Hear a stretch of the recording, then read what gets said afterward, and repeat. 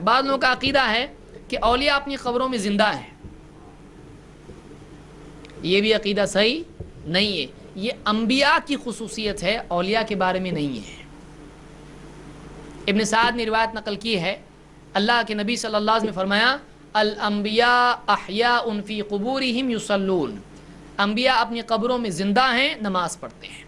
وہ بھی زندگی دنیاوی ہے نہیں ہے، دنیا میں انبیاء دنیاوی حاجات ہوتی ہیں، کھانا پینا، بیوی بچے، پیشاب پاخانہ، یہ ساری ضرورتیں ہوتی ہیں، ہر انسان کی ہوتی ہیں، انبیاء کی بھی ہوتی ہیں۔ اسی لیے انبیاء نبی صلی اللہ علیہ وسلم کی سنت ہے، آپ جب بیت الخلاء جاتے تو کیا دعا پڑھتے، باہر آتے تو کیا پڑھتے ہیں، تو یہ ضروریات ہوتی ہیں۔ لیکن وفات کے بعد یہ سارے علائق، یہ ساری چیزیں انبیاء سے ہٹ جاتی ہیں، کیوں؟ اس لیے کہ وہ زندگی برزخی ہے، دنیاوی نہیں ہے، دنیاوی نہیں ہے۔ اسی لیے آپ دیکھیں کہ موسیٰ علیہ السلام کے بارے میں آپ نے کیا فرمایا، لو کان موسیٰ حیا وادرک نبوتی ما وسعہ الا اتباعی، اگر موسیٰ زندہ ہوتے اور میری نبوت پاتے تو میری اتباع کے سوا ان کے پاس کوئی اور راستہ نہیں ہوتا۔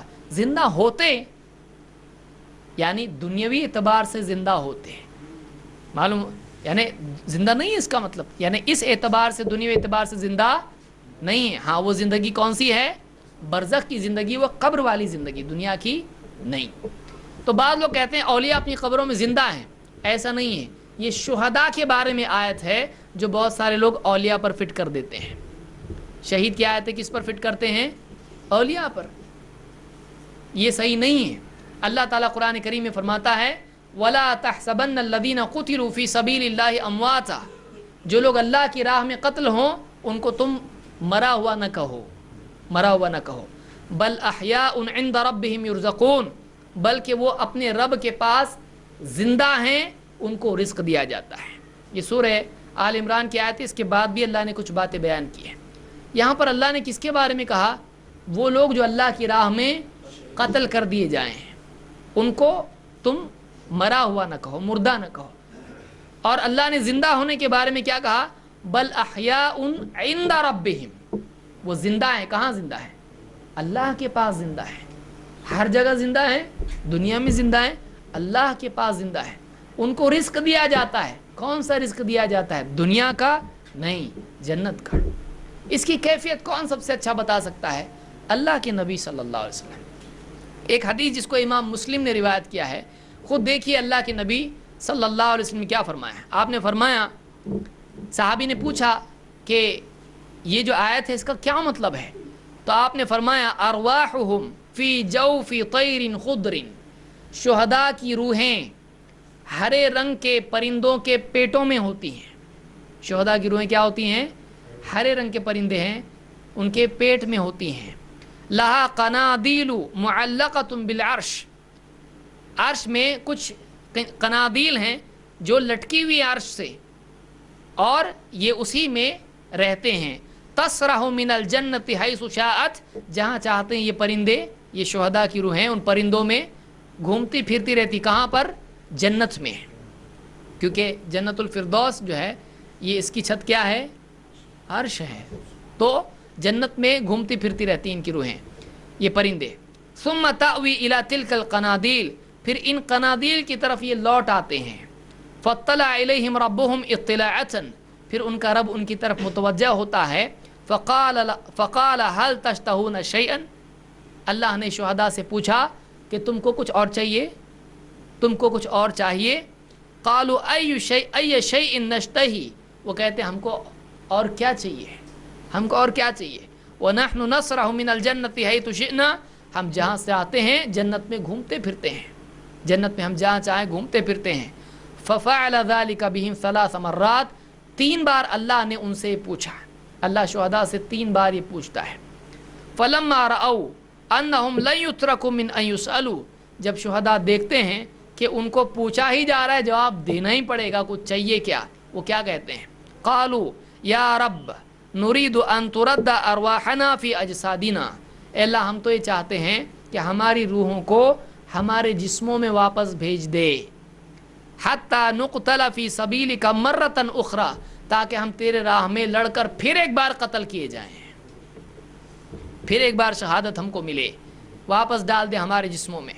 फलम्मा रआ अल्लैसा लहुम हाजा तुरिकू, अल्लाह ने जब देखा कि इनको और कुछ चाहिए नहीं, उनको अल्लाह ने छोड़ दिया। यानी वो तमन्ना पूरी होती है नहीं, तो उनकी तमन्ना दुनिया में आने की पूरी नहीं होती। अल्लाह ने देखा और कुछ नहीं चाहिए, बस वापस जा, ऐसा तो नहीं हो सकता है, तो वापस अल्लाह नहीं भेजता है, पूछना ही छोड़ देता है। तो जो लोग कहते हैं कि वापस दुनिया में आते हैं, मुर्दों की ईद लोग करते हैं ना, खाना ना मीठा वीठा थोड़ा पका के घर के बाहर जाके, बाहर क्यों गए भाई, मेहमान आते तो बाहर जाते कि अंदर आते? अजीब चीज़ है, बाहर जाके बैठते हैं। अरे भाई आ रहे हैं, घर के बड़े बूढ़े घर में आ रहे हैं और आप बाहर क्यों जा रहे हैं?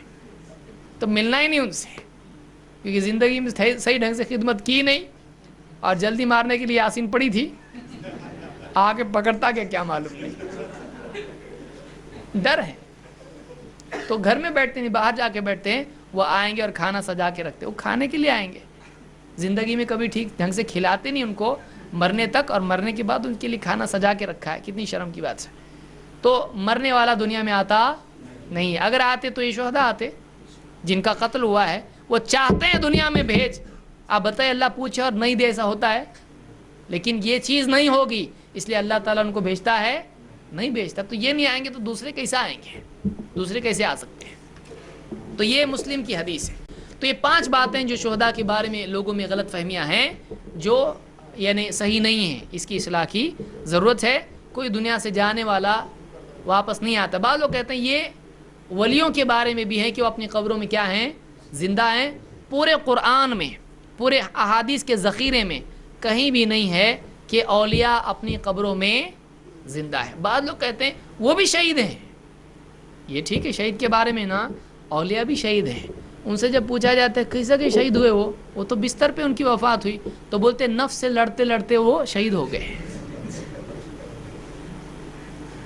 नफ्स से लड़ते लड़ते शहीद हो गए। आप बताइए, तो फिर तो हर मुसलमान नफ्स से लड़ता है, तो सारे मुसलमान क्या हो गए फिर? शहीद हो गए। कौन मुसलमान नहीं लड़ता? शैतान वसवसे डालता ज़िंदगी में, कभी तो उसने वसवसों को धुतकारा कि नहीं धुतकारा? नफ्स से लड़ता है। अच्छा, शहीद हो गए, नफ्स से लड़ते लड़ते किसने किसको कत्ल किया? नफ्स ने इनको कत्ल किया। तो जो इसको नफ्स कत्ल करे वो बचेगा क्या? दुश्मन कत्ल करे और बात है, क्योंकि अपने ईमान पे। नफ्स का कत्ल करना कैसा था? कैसा कत्ल किया? मतलब गर्दन काटा, हाथ काटा, पांव काटा, क्या किया नफ्स ने? नफ्स जिसको मार डाले, जो नफ्स के हाथों मारा जाए, तो वो आदमी बर्बाद होगा या हिदायत पर रहेगा? वो बर्बाद होगा। हमको हुक्म क्या है? नफ्स को सुधारो, नफ्स को सुधारो। कद अफलहा मन ज़क्काहा, कामयाब हो गया जिसने अपने नफ्स की इस्लाह की। अब ये इस्लाह करने गया नफ्स ने उसको दे दिया, गया काम से। तो नफ्स तो सुधरा नहीं, इतना डेंजर नफ्स था कि इसने इसका ही काम कर दिया। आप बताइए, शहीद है, इसको शहीद कहा जाएगा? किसी वली ने इस तरह की तारीफ बयान की, किसी मुफस्सिर ने ऐसी तारीफ बयान नहीं की। अरबी दां कोई आदमी पैदा ही नहीं हुआ ऐसा जिसने कहा कि नफ्स से लड़ते लड़ते नफ्स के कतील हैं। नफ्स का कतील, आप बताइए, जिसको किसी यानी गुमराही ने कत्ल किया वो हिदायत पर है? तो नफ्स क्या है? नफ्स गुमराह करता है। इन्न नफ्स लअम्मारतुम बिस्सू, नफ्स इंसान को बुराई का हुक्म देता है और नफ्स मार रहा है उसको। तो ऐसी अजीब व गरीब बातें हैं, लोग ज़बरदस्ती सपोर्ट लेने के लिए इस तरह की कुछ भी ला के जोड़ देते हैं, वो और ज़्यादा मामले को ख़राब कर देता है। तो ये अक़ीदा रखना सही नहीं है। औलिया अपनी क़ब्रों में वफ़ात पाए हुए हैं, वो हमारी बात नहीं सुनते हैं, हमारी बात नहीं सुनते, हमारी मदद नहीं कर सकते हैं। इस तरह की कोई दलील कुरान और सुन्नत में नहीं है। अगर ऐसा होता तो अल्लाह के नबी सल्लल्लाहु अलैहि वसल्लम की कब्र पर जाकर इमाम अल बुखारी हदीस से पूछते सही है कि ज़ईफ़ है, सही है कि ज़ईफ़ है। इमाम अबू हनीफा जाते कब्र पे, पूछते ये मसला सही है गलत है, कुछ कम्युनिकेशन है? नहीं है। कोई इमाम गया, बड़े बड़े उलमा ज़मीन पे गुजरे हैं, मदीना के इमाम है इमाम मालिक, कभी कब्र पे जाके कुछ पूछे क्या? मालूम है उनको वफ़ात हो चुकी है आप सल्लल्लाहु अलैहि वसल्लम की, और कोई कम्युनिकेशन नहीं होता है अभी। उन्होंने कई फतवे दिए, आपने कई फतवों से रुजू किया, लेकिन कभी अल्लाह के नबी सल्लल्लाहु अलैहि वसल्लम की कब्र पर जाकर अपना हाल बयान किया कि ये मसला थोड़ा सा आ गया, ज़रा बताइए क्या है? कभी नहीं जाते थे। और आज मुसलमान कब्रों पे जा रहा है। सोचने की चीज़ है। اماموں کا طریقہ کیا تھا؟ وہ قبروں پہ جا کے مانگتے تھے؟ نہیں مانگتے تھے. لیکن آج اماموں کے ماننے کا ہم دعویٰ کریں اور ان کے اعمال کو نہ دیکھیں، ان کے منہج کو نہ دیکھیں، کتنے افسوس کی چیز ہے. تو یہ سوچنے کی چیز ہے.